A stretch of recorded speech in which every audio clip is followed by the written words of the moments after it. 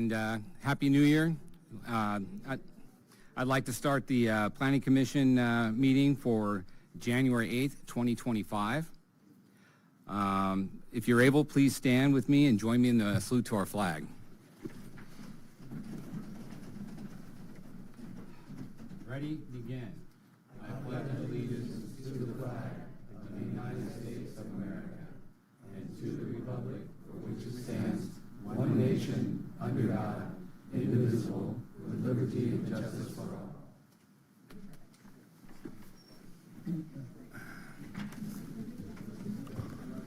Can I get a roll call, please? Hey. Here.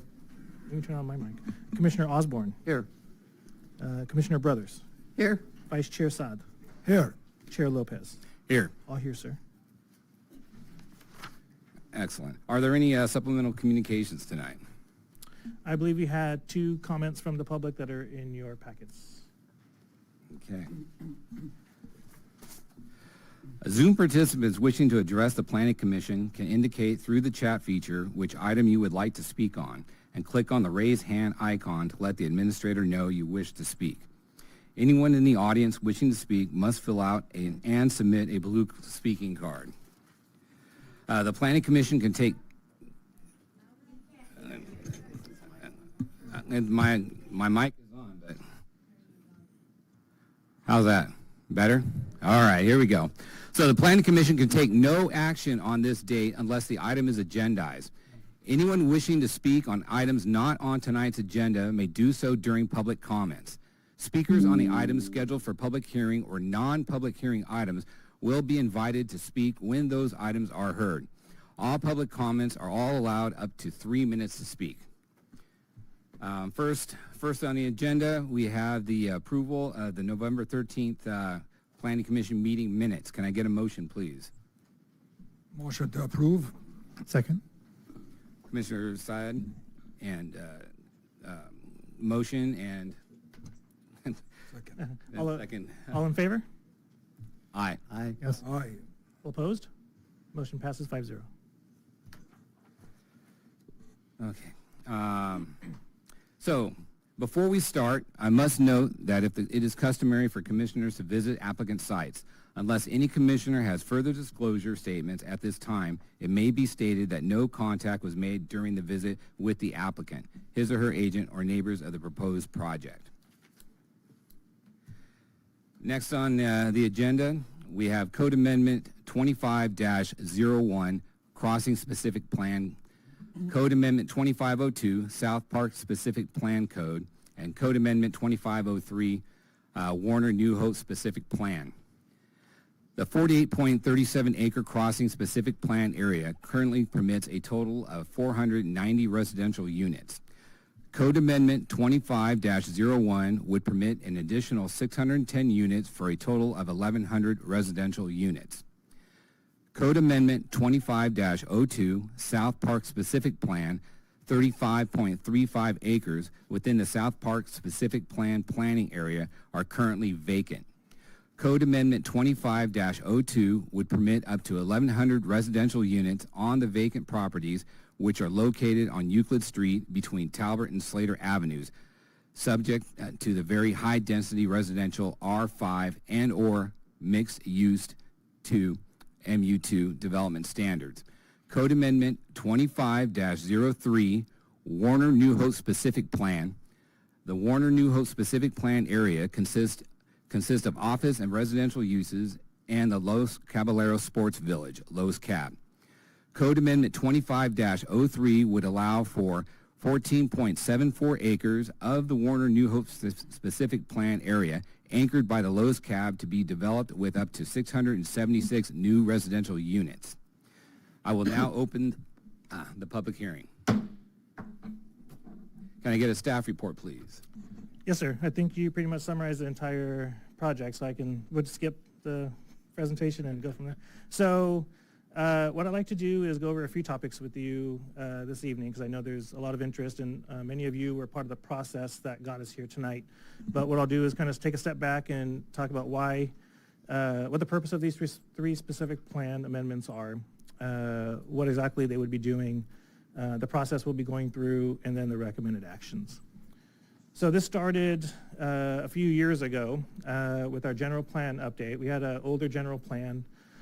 We wanted to create a vision for the long-term build out of the city and what we wanted to be up till 2045. And so that was the general plan update. Along with that, we were required to update our housing element, the 2021, 2029 housing element. And so that is part of that process as well.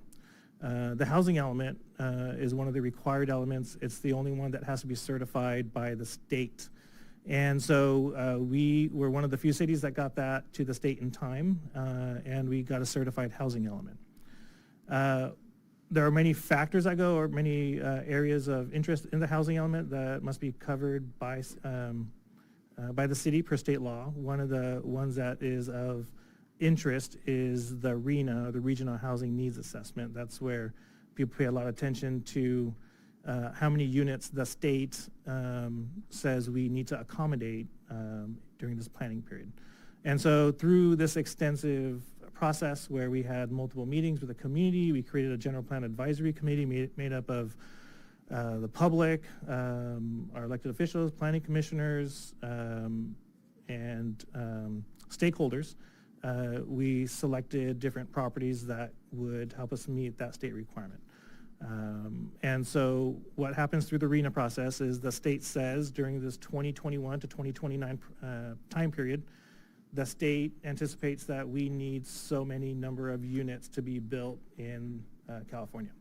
And then they say, well, in Southern California, which is in the SCAG region, which is Southern California minus San Diego, you have to accommodate so many of those units.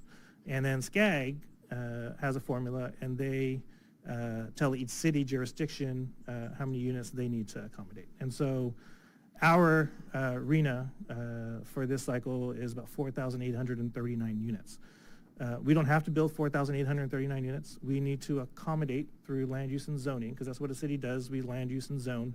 So we accommodate through land use and zoning 4,839 units, plus a little bit extra, because you have to have a little bit of surplus, because we're just kind of guesstimating. We say, you know, certain properties we include in there, and we think they may develop at this, if they develop, they may develop at this density, but they may develop below that density, and so you need a little bit of a buffer to ensure that you don't need to keep going back and adding more properties to your opportunity sites.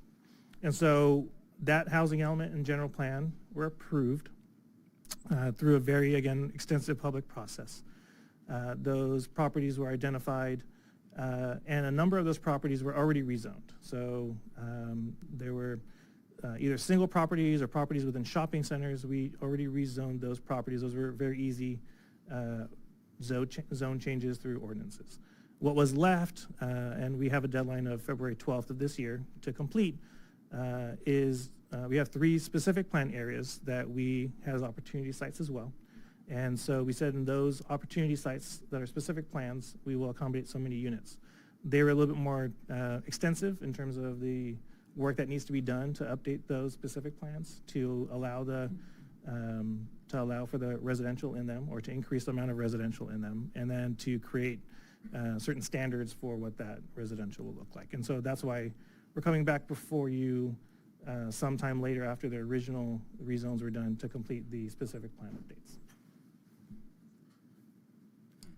All right, thank you. So again, I'm just getting started. Okay, I paused there for a second, so I was like, oh my gosh. No, so here's the city's RHNA.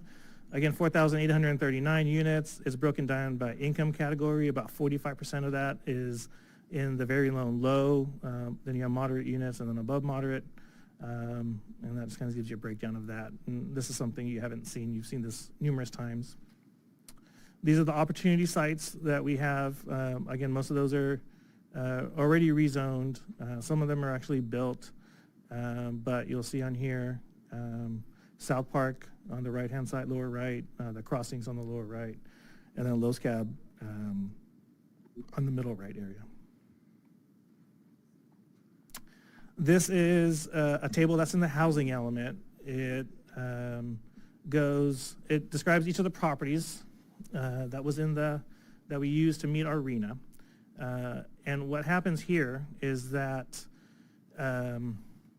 we anticipate so many, so we say these are the properties that we think or that we're proposing that we can use to meet our RENA goal.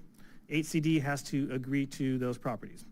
Sometimes they say, no, we don't think that property, say it's a fairly new building, or it's we don't think it's going to redevelop within the next 8 years, right? Maybe it has a high value, maybe it's fairly new. For some reason, they don't think it's going to redevelop, and so they don't allow us to use it. But this was the list of properties that was agreed to. Then we have to anticipate how many units we could get in there total. We generally don't go up to the maximum density. We try to be a little bit conservative because that's what HCD wants again. So then generally we use a middle amount of density, and then we calculate the total density multiplied by that middle density to get to the total number of units. And then we try to anticipate how many of those would be in the very low category, moderate, and above moderate. And so for boomers, as an example, we have 275 units in there. Well, they have an application before the city that is much higher than that. We had to anticipate some amount of units here. We used 40 because that's what we agreed to with HCD, but they'll come in much higher than that, and the zoning allows for that, and that's okay because, as you'll see in the bottom there, the surplus capacity, we barely have any. And so some of the properties may come in lower than we anticipated, some may come in higher, but in general, we think we'll get to around that, and we need a little bit buffer. So one of the other policies we have in the housing element was, because we don't have that much surplus in here, we had to commit to HCD to going and finding properties that would allow for more of a buffer for us to get above that, to increase our surplus. And so some of these properties that come in above what we anticipated will help provide that surplus, and maybe we don't have to go and rezone other properties because we're getting a few units more here and there. And so this table, which I know the community has been interested in, well, just kind of gives a once over what we anticipate. It doesn't mean that what will be built. Many of these properties won't be developed on. Some of them may be, and we'll update this over time and keep track of it to see if we're on track. So what I wanted to make clear today is that for the 3 specific plan areas, we are just considering allowing through zoning and land use additional residential capacity. There is no development application under consideration for any of these. And again, we're not responsible for building housing. We're responsible for planning or allowing for it through land use. The city is not a developer. So the 3 areas we're talking about are the crossing specific plan, starting with that one. It currently accommodates 491 units. We, in the housing element, said that we would increase that to 1,100 units.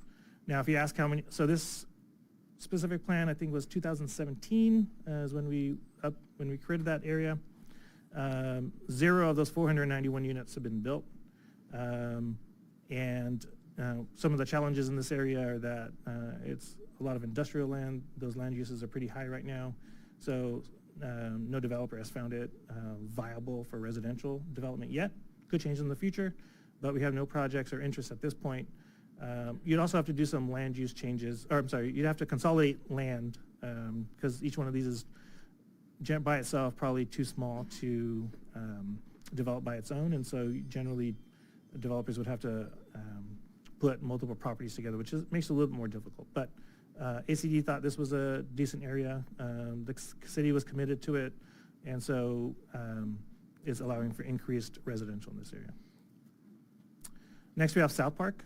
Again, 1,100 units, and you'll find that a lot of those are in the very low. That's because when we distribute those units and there's vacant land, HCD allows us to put more affordable units on vacant land because there's a lower cost to it. This area has been vacant for a long time. It may continue to be vacant. This would allow for some residential development, but nothing's under consideration at this point again. And then Warner New Hope, this is the Los Cab area. This would allow 676 units. in areas A, C, and K. And so on the left is the outline of that area that would be allowed to have residential on it. The right shows the land use area. So A on the right, that kind of bluish green on my screen, and then C, and then K is parking lot area. Again, this area at Los Cab, we've engaged with the property owners regarding this property. I'm not sure anything happens in this area. If it does, I don't think it comes in at 676. It's probably much lower than that, just because of the dynamics and they're looking at a different type of unit over there. So if anything happens in this area, I think it's a lower density. Probably don't get to 676, and we don't. I think there's 14 acres total here. I don't think 14 acres gets redeveloped, if anything at all. So this kind of summarizes, again, the crossings, large area, 48 acres. We anticipated, if anything happens, a density of 22 units per acre. Those are the breakdowns. South Park, again, more of the very low, and Los Cab there on the bottom. And again, this is all available on our website for you to review. You can take pictures or take notes, but it's all there on the website. So we don't usually like talking about this, but I wanted to bring it to your attention because I know there's been some discussion, and I've received a lot of calls from the public, and why are you doing this? Why are you allowing for more residential? And so, we kind of laid out why we're doing it. Again, we don't usually like to kind of talk about what could happen, but the consequences of not moving forward with this and meeting the deadline is that we may fall out of compliance and certification with the state. So we may lose certification of our housing element. And the state has been coming down with more penalties for cities if they don't meet or if they don't have a compliant housing element. So you could get fined, that's the first one. You can open it up to lawsuits, and you do definitely lose grant funding. That's been seen by multiple jurisdictions. But the biggest issue that cities have seen is this thing called builder's remedy. And builder's remedy has been in law for a few years, more than a few years, but the development community has been taking advantage of it more and more now. And it basically says if you don't have a housing element that's in compliance, which means if you don't have a certified housing element, developers can basically come in, and if it's land zoned for residential, business, office, industrial, it doesn't matter, they can come in and they can propose housing on there to whatever density they think is necessary to get it to be affordable. And so you lose a lot of control through that process. And builder's remedy just used to be in discussion, but it's actually happening more and more now. These are all the cities that are going through builder's remedy that either at the time of those applications did not have a certified housing element, or that later on had a certified housing element, but a builder's remedy application came before them. And so that is what we're most concerned about. And so what we tried to do here is create rezone properties and look at opportunity sites that would be the best way of accommodating the land use in the city of Fountain Valley and not creating a free-for-all through this builder's remedy process if we were to fall out of compliance.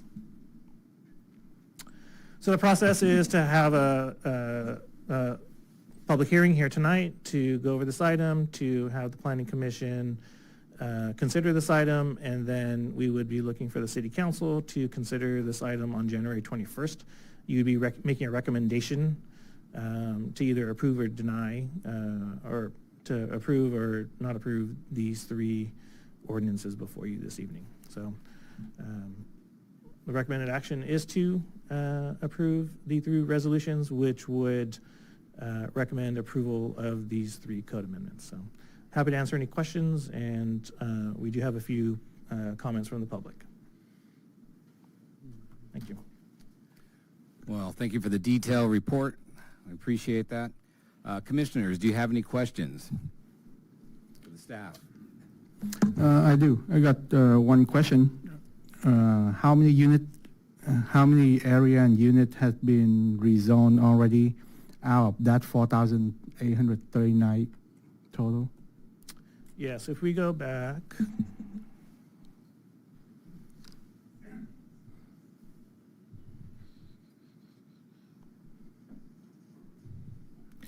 So if you go to this table, all of those have been rezoned except for these three properties. So you have the 6 up top, the 10 on the below, so 16 total. So 13 of those 16 have been rezoned, and we're waiting on these 3 areas to complete the process. So it's about 4,342 units has been rezoned already. Yes, the total capacity is 5168. Through these 3, you have about 2,800. So 5168 minus around 2,200. Okay. Yeah. Thanks. How many actual units have been built so far? So the Prado family homes have been built. Villa Serena has been built. Myola has been built. So those top ones, Villa Asteria, I believe. Guadalupe Manor has been entitled but not built. Slater Avenue, which is across the street, entitled. It's under demo at the moment. So I guess those would be under construction. And then the ones below that, I don't see anything there that has been developed or is in the process. Well, we have Boomers and Miller property, which have applications before us. Okay. Any other questions? How did we arrive at the number of units per site? I mean, let's say the South Park, 1,100. Sorry. How did we arrive at the number of units per site? So I wasn't, I can't commit to a detailed explanation on that. I know we have commissioners here that were on the GPAC that could probably go into a little bit more detail, but I think there was an analysis of each of the sites to look at the capacity. There was extensive discussion through the GPAC with the Planning Commission, City Council, and other stakeholders. I think there were numerous meetings in the community regarding this, but basically they developed, so for example, if you use the R4 district, that has a density that goes with it. And then in the R5 district, which was created, a density was created with that. But it looked at what generally could be anticipated in those areas. There are a couple of areas that, the city thought could go higher density. Some thought, this area surrounded by smaller residential, let's do garden homes over there. And so they kind of looked site-specific to see the proximity to other land uses and what would make sense, and do a property-by-property analysis. Go ahead. So you said we're approving zoning, but we're not necessarily approving any particular development. What is the process from here once the zoning is done, if it's approved? Can somebody just build that project and start construction tomorrow, or what has to happen? No, sir. So what would happen is if somebody was interested in developing a property, they would come in with an application for a precise plan, which would have site plans, floor plans, elevations, all those things that we normally get. We would take that application, do any CEQA environmental work that was required, and then ultimately it would come before the Planning Commission through a public hearing for consideration. Omar, can you go back to the table, the one that we were talking about, the approving zoning?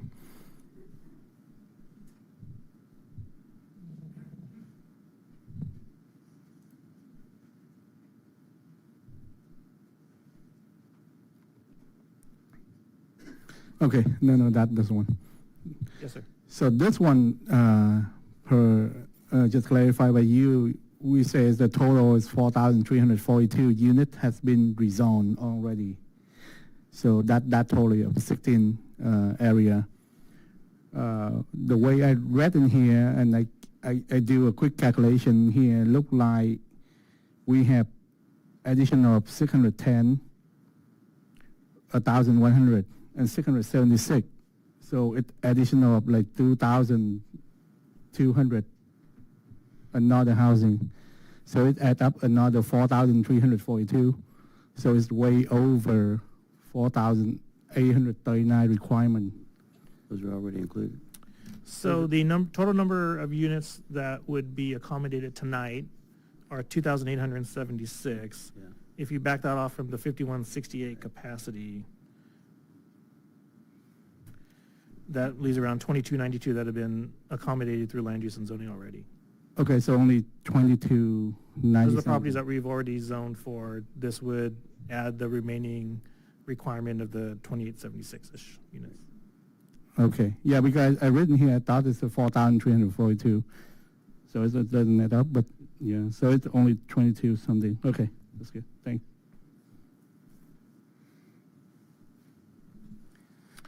Just real quick, just to confirm, if we don't reach our arena, the state of California has the option of fining us, correct? Correct. And we also lose our, we lose a lot, I guess, our zoning. I mean, they can take over that, right? Yeah, you do lose local control. Again, the biggest immediate concern would be builder's remedy. Yeah, the builder's remedy, okay. Just That means someone can come in and, let's say we had a 5-story building zoned for a 5-story building and we don't reach it, we don't reach the deadline. Someone can come in and say, you know what, I'm going to build a 7-story, 8-story building. Yeah, I mean, somebody can come and buy office building and propose it residential over there. We are aware of numerous examples and talking to other cities in Orange County specifically that one of the folks that did a builder's remedy in another Orange County city approached us and wanted to do a builder's remedy, but luckily we had a certified housing element already. So, and just to clarify for Commissioner Vu, 2385 extra units are under consideration tonight, and so 2783 have been rezoned. I just wanted to clarify that. Okay, thanks. Any other questions? Yeah. Okay. So I'm assuming that we have people wishing to speak on this item. Yes, sir. I'll start with James Henshaw. Before we start, please come to the microphone stand and limit your comments to 3 minutes and give us your name and address for the record as well. Thank you very much. I'll do the best I can with the microphone. My name is James Henshaw. I'm with the Plaza del Lago Owners Association in the Lost Cab complex. My address is 17220 New Hope Street, Suite 224, Fountain Valley, California, 92708. And I'm here to speak on all of the amendments, but in particular, we would be opposed to the committee passing the amendment concerning Code Amendment 25-03 related to the Lost Cab complex, particularly the Warner New Hope proposal. We understand that the city is under some sort of pressure to pass these amendments to try to update the city's general plan to show the city is trying to address its regional housing needs, assessments, allocations. However, we're very concerned that this is being done in a manner that does not consider not only the residents of these areas, but also the business owners in these areas. The Los Caballeros Sports Complex was established a number of years ago in order to not only provide additional recreation facilities for the Fountain Valley area, but also to develop industrial and business opportunities for this area, including all sorts of economic opportunities and also labor opportunities to basically employ people in Fountain Valley and Orange County. Many of the businesses that are in the complex have been there for many years, decades in fact. My company, CFG Investments, has actually been in that complex since 1979. We can tell you that the complex is very successful because all of the business owners and the residents there work together to make it a successful complex.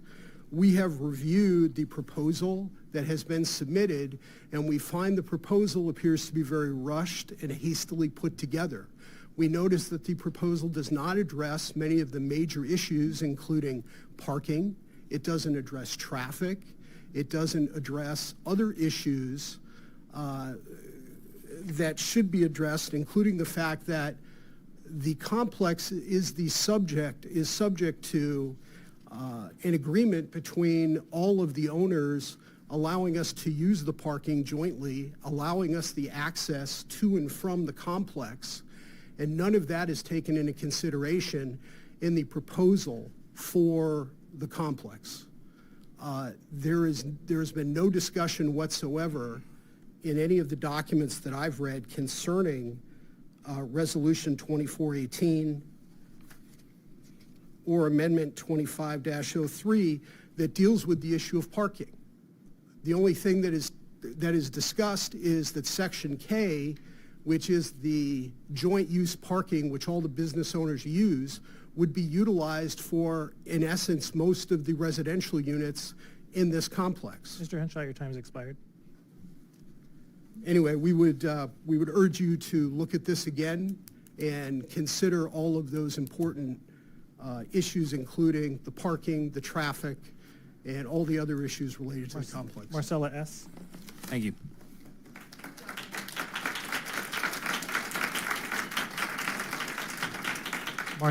Marcella S. Marcella S. Eileen Asahi.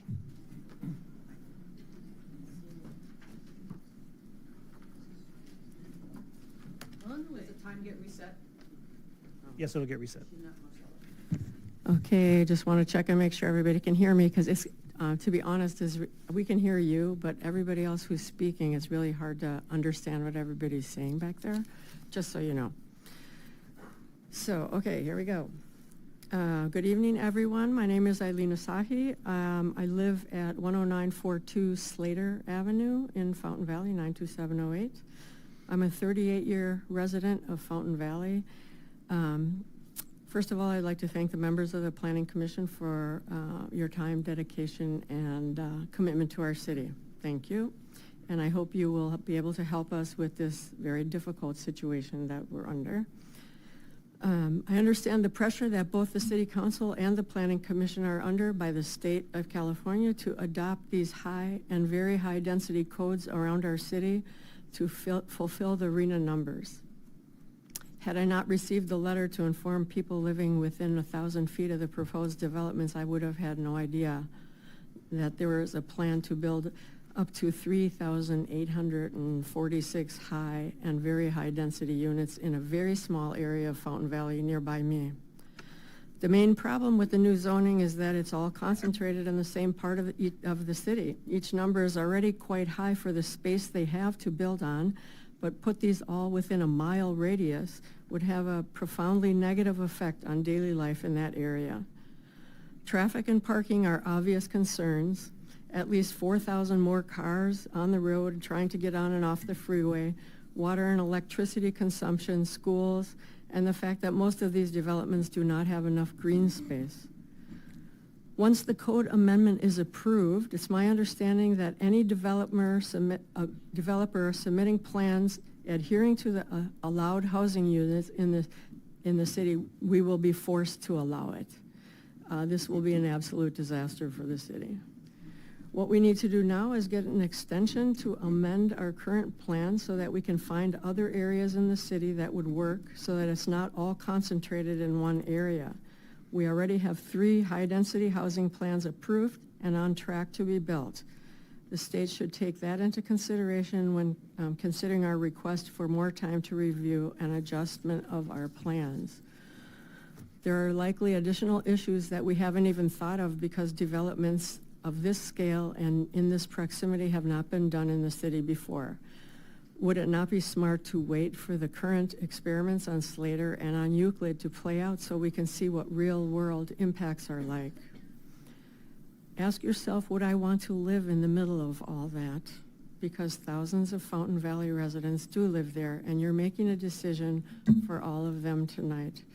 Voting to approve the code amendments will absolutely destroy the life that we have worked so hard for. Thank you. Please vote no. Diane. Thank you.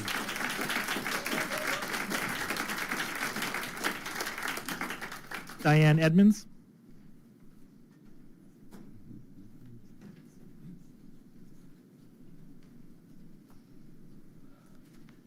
My name's Diane Edmonds. My address is 10868 La Marquesa Avenue. I've lived here for 39 years. Please understand the gravity of your roles with regards to preserving the quality of life for Fountain Valley's residents. You are not beholden to those who want to develop their properties when their sole goal is to maximize their own profits. Remember that the only reason you are being presented with these proposals to rezone for high and very high density projects is to meet the state mandates. We, the people, implore you to reject any project that would push even one residence beyond our RENA requirement of 4,839. My fear is that with every surrounding city overbuilding the exact same types of high-density apartments, none of them are going to reach full occupancy. Other nearby cities, such as Irvine, are building much more attractive and better positioned housing with far more green spaces than any of our proposed projects. These are likely to be far more popular with apartment seekers than the projects that are being proposed here in Fountain Valley. This could very likely result in our city being forced to convert many of these complexes into low-income housing just to get anybody to move into them. Mixed-use projects have been dismal failures in neighboring cities, such as Huntington Beach. Please do your own research, as I have done, by visiting some of the larger mixed-use complexes near Bellaterra and Huntington Beach. Talk to the leasing agents to find out what are their occupancy rates, how are the mixed-use businesses working out, vacant in most cases, or very high turnover, parking shortage ramifications, tenant retention beyond the first-year leases. The complexes that I interviewed said a high number of tenants move out after their first-year leases expire because of the parking frustrations. We need a variety of different types of housing, not just all high-density apartments with insufficient parking for the residents. We need ownership opportunities for young families, condos, smaller starter homes, senior and assisted living complexes. While this type of housing may not be as profitable for developers as the high-rise apartments and mixed use, it is the type of housing we want and need in our city. The high-density projects must be spread out much more evenly throughout the city, rather than approving far too many that are clustered within a mile of each other, all on the east side of the city. The traffic impacts of adding this many residences Thank you, Ms. Edmonds. will be crippling. Thank you. Cynthia Turner? Thank you.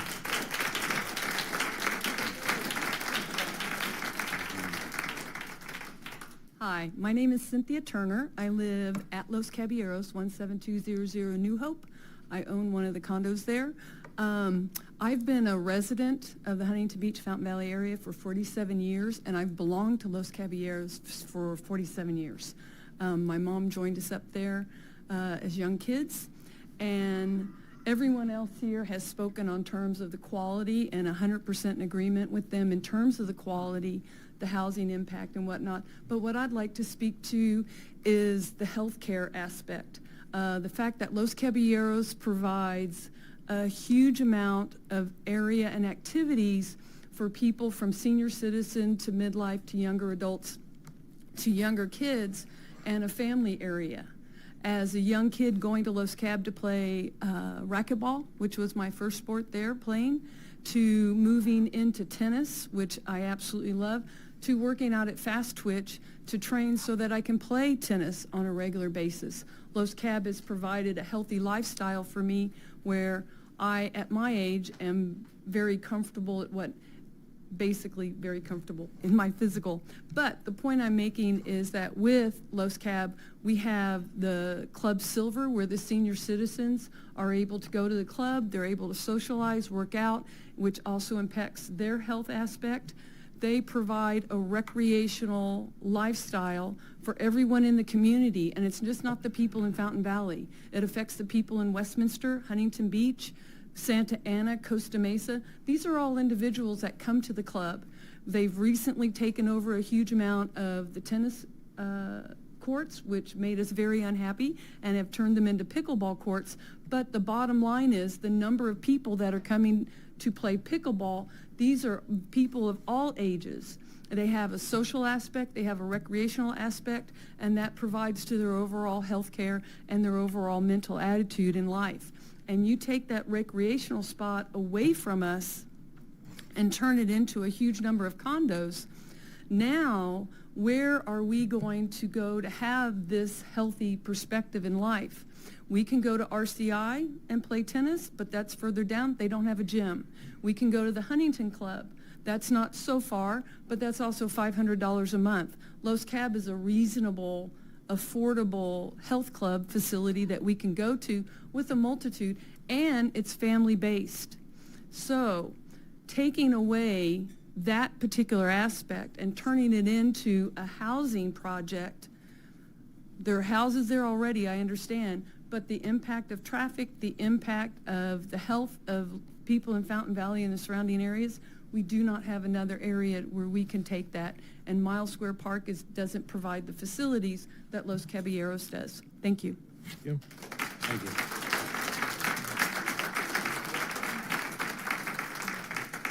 Dean?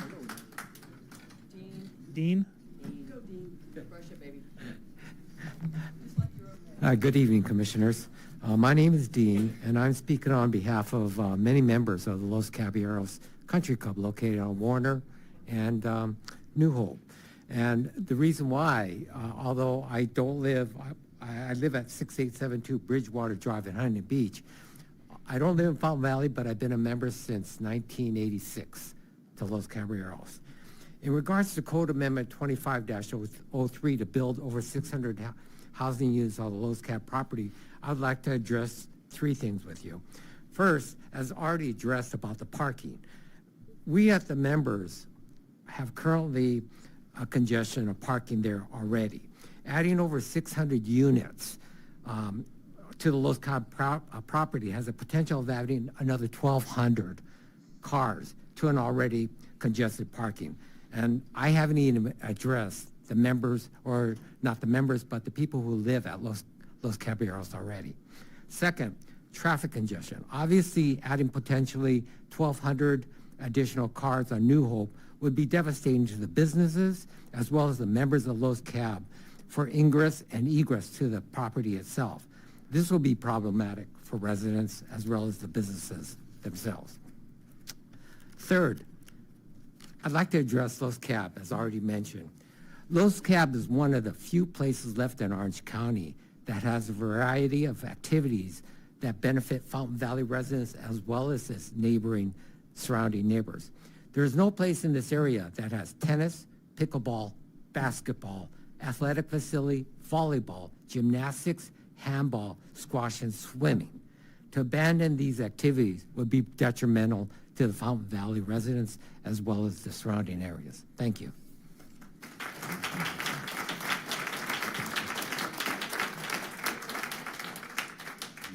Rick Havestad?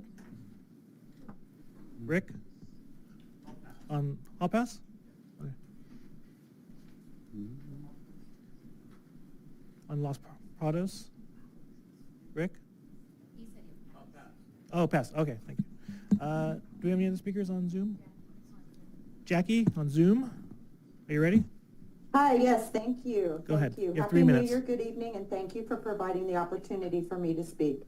My name is Jackie Touch, and I live at 16416 Mount Dunhaven Street in Fountain Valley, 92708. And I'm not directly, well, we are all directly affected by your decisions regarding all of these projects that are going to be coming down the pike. But I wanted to make some general comments about the housing element. And Omar, you did a great job of going over that table that I'm going to suggest every single resident who is concerned about these projects needs to look at that table that Omar presented, the table H22, which is the housing site inventory table. It is on the printed page 58 of the online document that's dated October 2022. So, as you said, our RENA requirement, the magic number 4839. We really need to look at those numbers in that table and compare it to what the developers are putting on their websites. There's one site on there that hasn't been before the Planning Commission that actually has almost 33% more than what the maximum allotment is on our RENA numbers in that table. So I would recommend that all residents get familiar with that table, all residents, concerned residents, about all of the things that are going to affect our infrastructure, the traffic, the crowds, the parking, the inability to run into a grocery store and grab milk on your way home from work because it's too crowded. All of these things affect all of us. So I would encourage all concerned residents to get familiar with the housing element, get familiar with the website of all the developers, so that when the time comes and those projects are before the Planning Commission, you can call it out. You can call out the overreach, because these developers are going to want to develop more than what the city has put in the RENA plan. And we need to stand up for it, and we need to keep this a nice place to live, and hopefully our Planning Commission will support us in that. Thank you so much.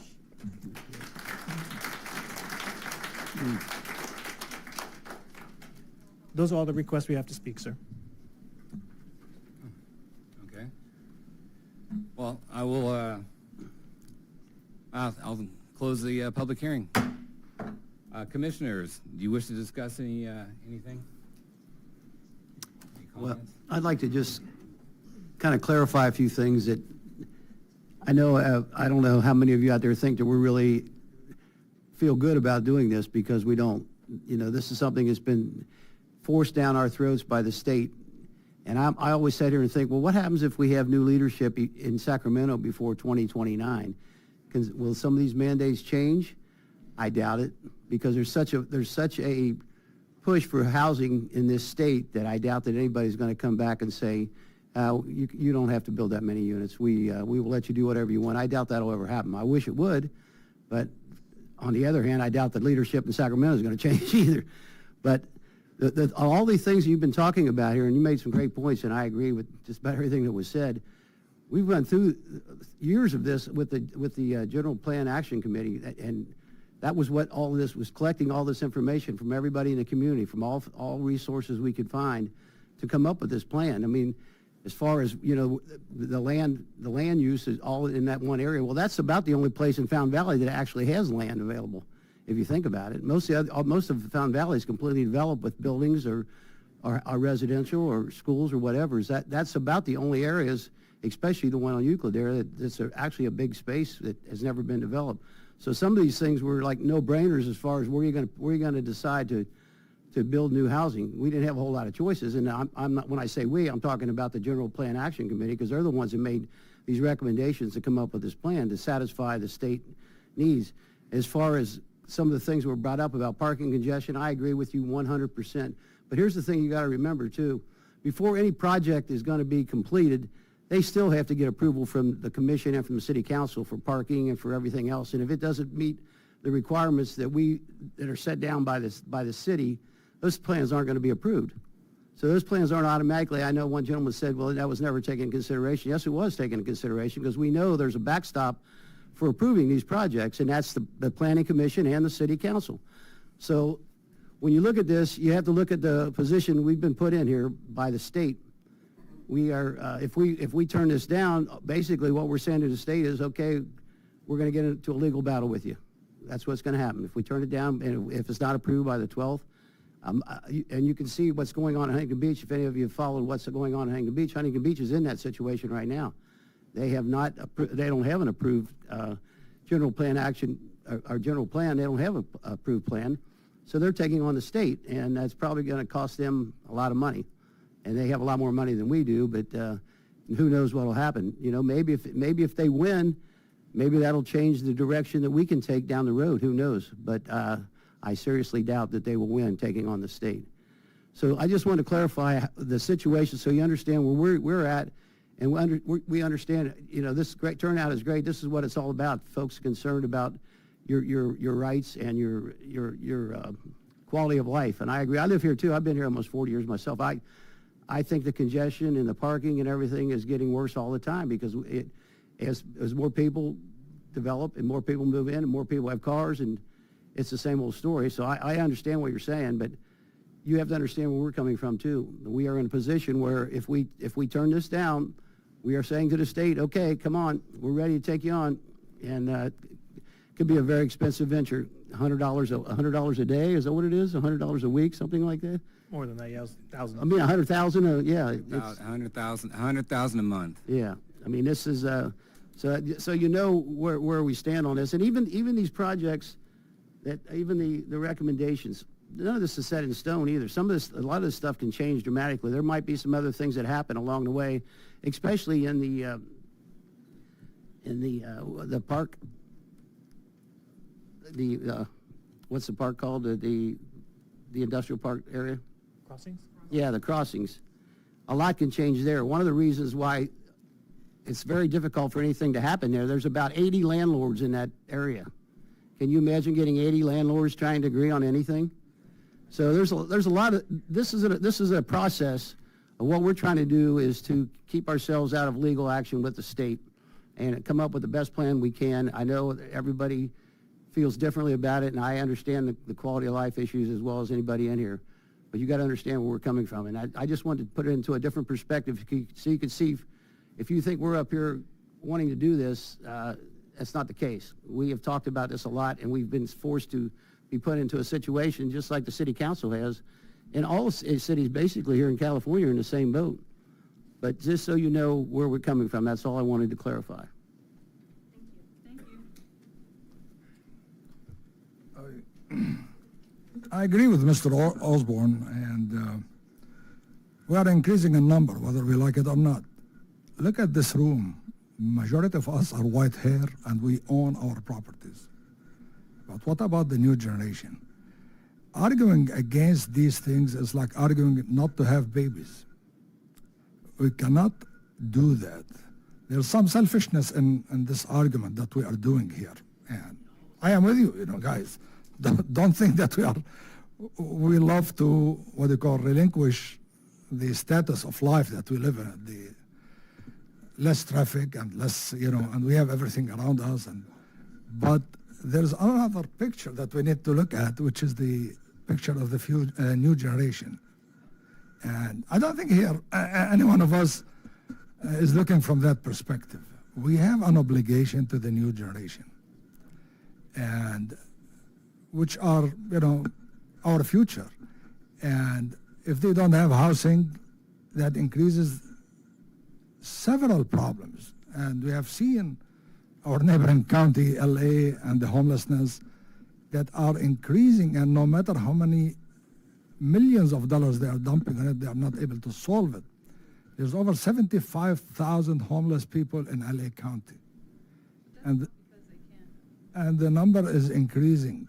And the houses prices keep going up, despite all the arguments that all these things will affect our prices. It's not correct factually. Our homes are going up in value, because the land is becoming more valuable. So, from that perspective, it's very difficult to fight these expansion. The state didn't have a hobby just to add numbers on all these cities. The states are looking at statistics. The state made a lot of projections about all the infrastructure. The state allocated per, the cities and their close proximity to businesses, the capacity of the infrastructure, and despite of all the, the hoopla that our infrastructure is designed for much, much, much more capacity than what we live on. The power capacity, I've never seen anybody requesting a power service and not getting it. I've never seen anybody requesting water capacity. Our sewers are almost 30 to 40% of capacity. Our water is, we are below 40%. So don't be scared or listen to there's no utilities or infrastructure. There's plenty of these infrastructures. And I'm telling you from some, knowledge. I'm a civil engineer and work in the public sector all my life, over 45 years. And the quality of life as far as the infrastructure is involved is available. We can accommodate all these units. Traffic and parking, all these, by the way, not necessarily, as Omar said, will be built. These are just, we are showing the state that we will accommodate if the owners of these properties decided to build. This is hypothetical. Not necessarily any owner will come forward and says, oh, I want to put the 1,000 unit that you are allowing. This does not mean that. It's just we are showing there's an opportunity in the city and we are allowing that. As far as parking, and a property like Los Caballeros, doesn't mean that they will not put a multi-structure parking lot. So all these tenants that are in that property that are allowed, to parking, they will always have the two-space parking or three, whatever their leases says. So design and engineering will accommodate high-density parking. That's my 2 cents on the subject. It's pragmatically, you need to look at it from the society's point of view, the need of our society and our future. Thank you for listening. Chair, if I just may add, I wanted to, Mr. Planning Commissioner Osborne made some comments about lawsuits and the city accepting this and the RENA numbers in general. I just want to let the public know that, the city, when the RENA numbers were allocation came out, the city did not just accept those, that we did push back against what those numbers were. And there was a lawsuit by a number of cities regarding the 4,839 units that came out. We ultimately lost that lawsuit. But when those numbers did come out, the city did fight back through that process. Ultimately, we did not win in court. The courts found that the HCD and SCAG didn't necessarily follow law in terms of how they created these numbers, but that they upheld them. So the city did push back on the numbers. It wasn't like we just accepted it and moved on. There was a process by which we took exception to the numbers originally, but ultimately we're not successful in that lawsuit with other cities. All right, go ahead.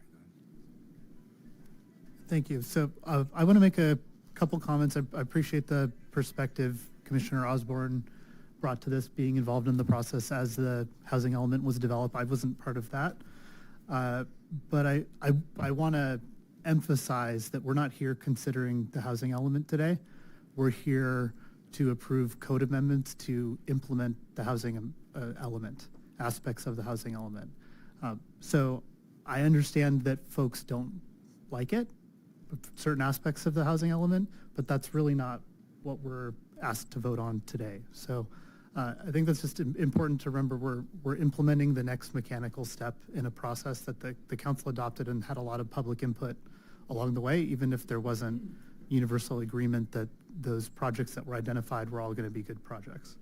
Want to mention about Los Cab. I think it's important because it seemed like there might have been at least a little bit of confusion. So, as Omar mentioned in his opening remarks, we don't develop land, the city doesn't develop land. So the owner of the property will have the choice if they want to try to develop the property into something with a bunch more residential units. I think there's probably constructive discussions to be had with the owner of the property for the stakeholders that like the property the way it is. But this is about allowing an option, and that's part of what we're implementing here today. I also want to highlight this aspect of the builder's remedy that we haven't talked about, that Omar talked about, but didn't come up yet in the commissioner comments. For folks who are familiar, essentially what's going to happen if we don't have a compliant housing element is anyone can come into the city and develop housing projects that meet certain criteria, regardless of the zoning that we adopt. So that is a complete loss of control. That is a complete divergence from any plan we thought we had, any public input that was thoughtfully incorporated into the housing element. It's just out the window, and you can have projects. And if you look at other cities where this has happened, there are a lot of very unhappy residents about the kinds of projects that come forward as a result of that, and there's very little ability for the planning commission or the city staff or the council to say no to those projects.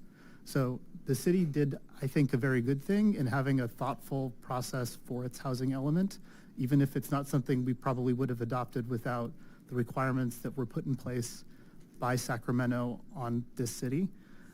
But having that in place now, if we were to reject this at this point, essentially we're taking all that work that was a multi-year process of stakeholder input, and we would be tossing that out the window, and in about 5 weeks, we could have builder's remedy projects showing up in our town. And I think maybe it would be some different people here for that upset than the people that were particularly inflamed by the three changes that we're considering tonight. But I just want to highlight that's the big picture for the city and why I think the city was smart to adopt a housing element the way it did, and why we need to keep on track with having that remain in compliance.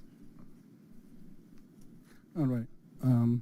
I just want to thank Commissioner Osborne to bring on the item to talk. Actually, yes, I think none of us want to be heavy traffic on our city. Nobody want the street would flock up their own car, and our kid is walking to school and have a problem, would worry about all the funny or all the crazy happen to our kid. I don't want to see all the green part of our city gonna be occupied and replaced with a lot of the ugly stuff. That's what I emphasize. But there is another item. The commissioners only bring it up about the mandate from the state that we can avoid. I do the study on the lawsuits of City of Huntington Beach. They just lost the battle with the state on November 1st, 2024, and probably city will appeal to another court. I'm not sure, but they just lost another battle.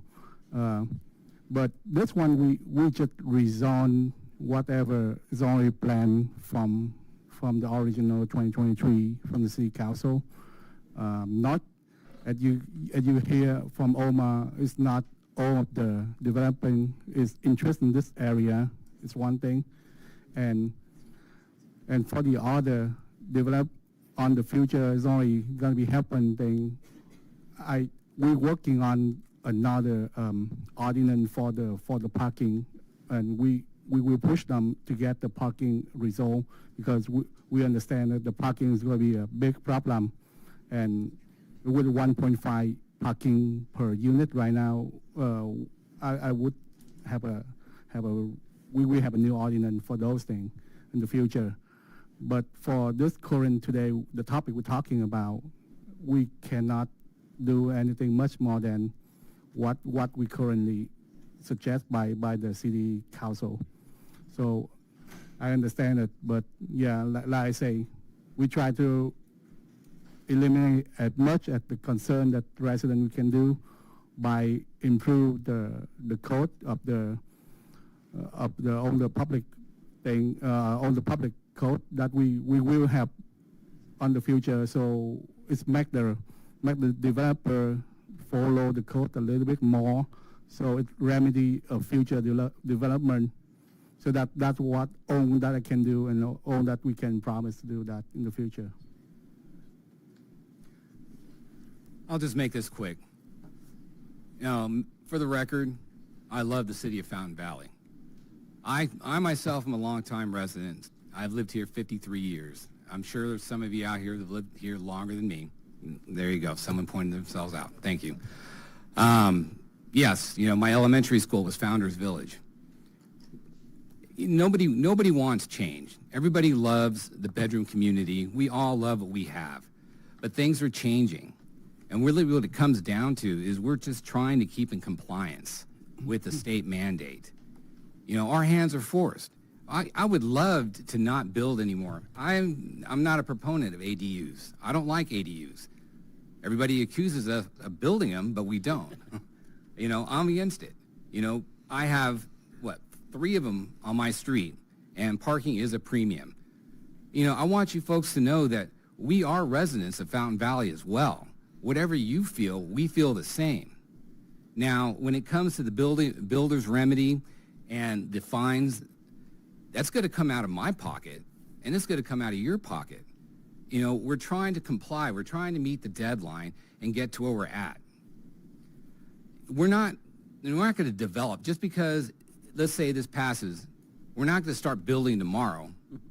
it's got to go through the Planning Commission. As Commissioner Osborne said, we're trying to keep control. If we have this building remedy, we lose control. They can build what they want. We just want to try to keep control, just like the ADUs. The state has a set of rules, and we try to keep control on where we want it. Most people don't know you can build an ADU in your front yard. Did you know that? Right next to the sidewalk. Most people don't know that. But, you know, we try to keep control here in Fountain Valley. So, again, this is a tough job. We love our city. No one wants traffic. No one wants change. But sometimes we have to do things that it's going to be for the betterment of all of us. And that's just my 2 cents. I just want to let you know that. We all want the best possible solution. Okay. Mr. Chairman, Yes. thank you. I want to thank everybody that's in the audience tonight and watching from home. Thank you for watching and keeping track of this very important topic, which, as mentioned, we don't enjoy, but we think it's the best course of action at this time. So thank you for coming. Thank you for your well-thought-out comments, and stay tuned. Okay. Any other questions? Okay, can I get a motion, please? I'll make a motion that we approve. I'll make a motion that we accept the planning department's recommendation for the change in the amendments. Okay, Commissioner Osborne made a motion. Can I get a second? Second. Commissioner Syed. All in favor? All in favor? Yes. Yes. Aye. Yes. Yes. All opposed? Motion passes 5-0. All right, thank you, everyone.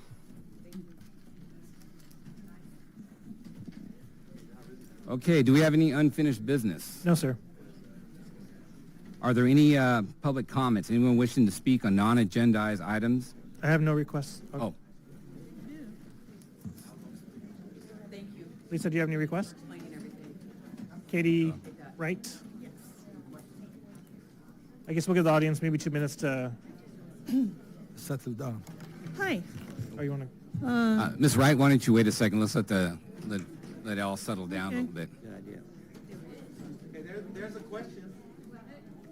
You might want to stick around, you might not.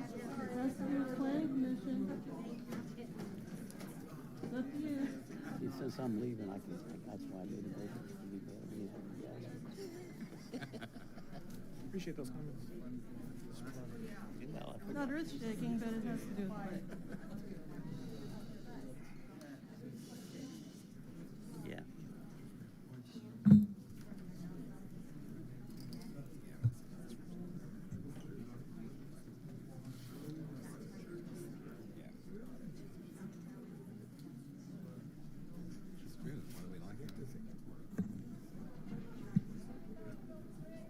I think you're good, Katie. Okay. Lisa, can you Greetings, talk- commissioners, and the public, and everyone watching at home.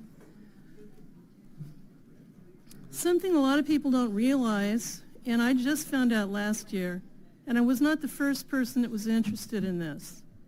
One of our city council members pointed out she used to do this way back when she was just a concerned citizen. But there are interviews coming up this month for the Planning Commission openings.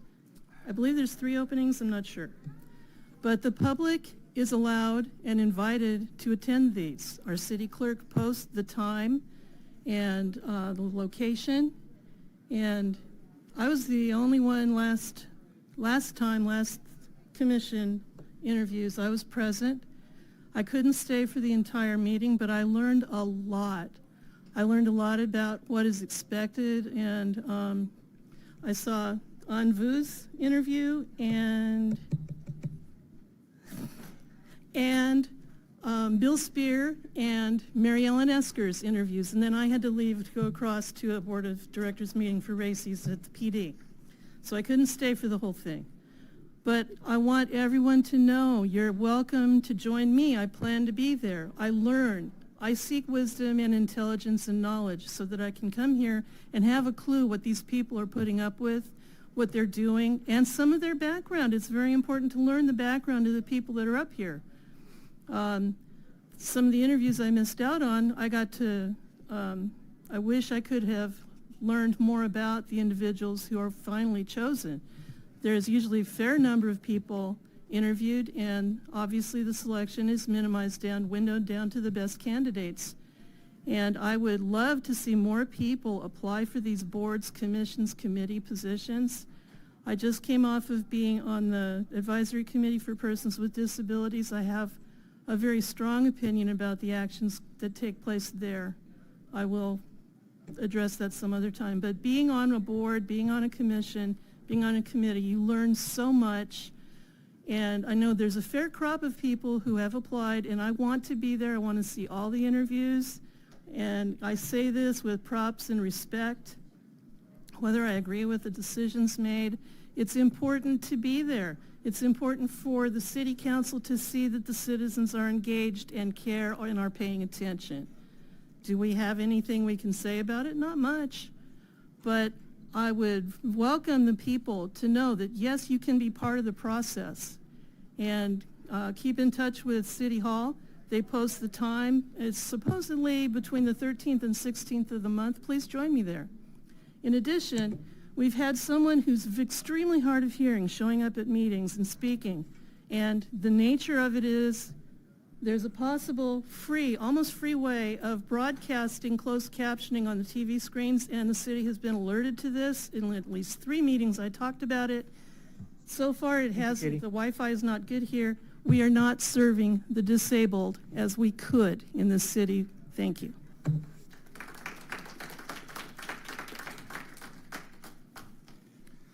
Are there any staff comments? Thank you, sir. Welcome to the new year. Glad to have our first planning commission. I know we had to cancel a few, but we'll have a number of meetings coming up. We will hear this item again before the city council on the 21st, and then on the 22nd, we'll be holding a planning commission as well for a number of items. So look forward to this new year and working with all of you again. I believe Commissioner Osborne has something he wants to say. I do, and it's really, it's kind of interesting for me to be able to say this, but this is my last meeting. I am, my term has expired, and I will not be running again, but I got to tell you, the last 6 years of serving on this, Katie, you are so right. It has been a great, enjoyable, educational experience, and I'm with you. More people should get involved. You want to find out what's really going on in the city, get involved in some of these committees and get involved in the commissions. The work these folks do is unbelievable. We have a great planning department. We have a great city council. Lisa Montana here has done an unbelievably professional job of keeping all of us informed. My fellow commissioners, I commend all of you for all the help that you guys have been doing for me over the years, and the predecessors before you that were on the board. Omar, thank you so much for leading us. And you know, the one thing I don't think people realize about the planning department, you know, the city's revenue is made up of 2 things, basically: property taxes, sales tax. The 2 topics that the planning department deals with all the time is housing and businesses, which is what provides property taxes and sales tax. So if you think about it, the planning commission really is the ones that deal with almost all the revenue sources that come into the city. So there's a lot of very difficult decisions that are made. They have to think about the city, and they have to think about the residents and what's the best decision to make. So it's not easy, and I know there's a lot of criticism sometimes for the decisions that are made, and you know, you have a right to do that, and sometimes your criticism it may be correct in some ways, but you have to understand the difficulty of doing this in a city. It takes a lot of people, it takes a lot of coordination, and it takes a lot of dedication from volunteers like us, but especially from the staff that really does. They do almost all the work. We just get a chance to sit here and kind of review and approve, but they're the ones that really do all the work. And I just want to tell you, it's been a great pleasure, and I love the city. And farewell. Well, Commissioner Osborne, we're definitely going to miss you. I commend you and thank you for your service over I think it's been 6 years. 6 years. And, well, you've been here all the years that I've been here, and I thank you greatly because I've learned a lot from you, and you're going to be missed. You're a great commissioner. Thank you. And I'd like to wish everybody a Happy New Year, and I look forward to this coming year, and be safe out there. Anybody else? Thank you. One item I think I want to bring it up. We keep slide that item out of our hand about the table that we will discuss about on the CUP. Yes, we'll bring back the land use table as a study session item for you to consider. Yeah. Okay. All right. Thanks. So I will adjourn the meeting now to our next Planning Commission meeting scheduled for January 22nd. Is that right? Okay.